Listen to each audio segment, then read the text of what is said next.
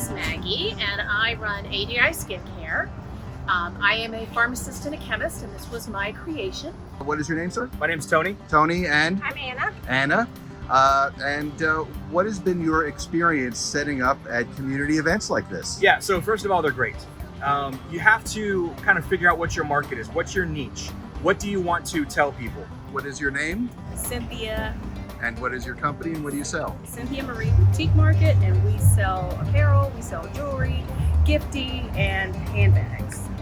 We started in my house, and then we moved into markets. And what I will tell you is that if you're looking to start up in a market, first think about your clientele, think about the area, and think about what you're trying to accomplish. Because a lot of people are going to walk by you left and right. They're going to stop, they're going to slow down. Maybe some of them will come in, but as they're walking by you, and maybe they're 3 or 4 tents down, or maybe they're off that way, what are you selling right away?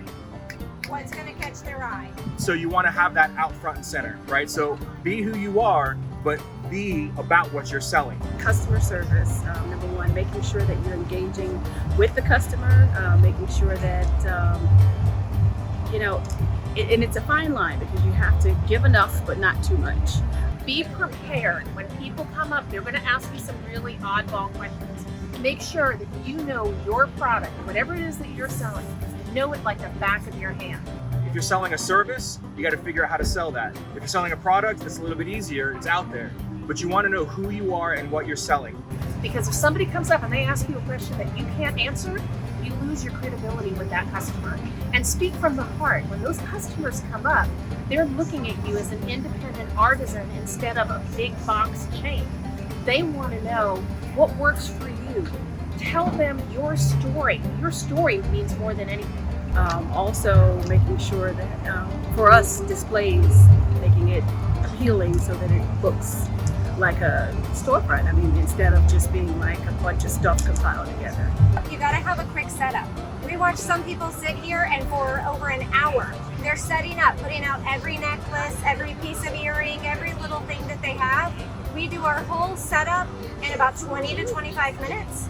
If it's a nighttime event and we have to add lights, it takes us about 35 minutes. Let's take a look at your display for a second. Oh, we're not quite finished You're not yet. quite, you're still setting up. One of the things that I had to learn is how to put up a tent all by myself because I needed to figure out how to get the tent up and get it pushed up.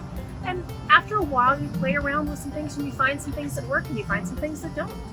Get there early, get there on time, because you have to account for you may not get a good spot, any kind of issue you may run into. I have fans. I had to figure out a way to compensate for the heat if I wanted to do the markets with my stuff. And so I have all of these little fans. They're the little clip-on that go onto the carriages, and they work great. You wanna be able to have a quick setup, what's easy to take up, what's easy to take down, what's going to catch people's eye as they're walking by. If you're a photographer, have a display, a large board of photos that you've done. Or Perhaps even a digital frame that shows like scrolling photos of what you're doing. Off-the-cuff questions from customers, have enough bags, and just really kind of being prepared for your customers. So it just helps to figure out who you are, what you're going to be about, what your market is, and how to do it efficiently. That's what we got. Again, it all comes down to trial and error. You have to kind of figure out what it is that you need and how to make it happen. Good luck.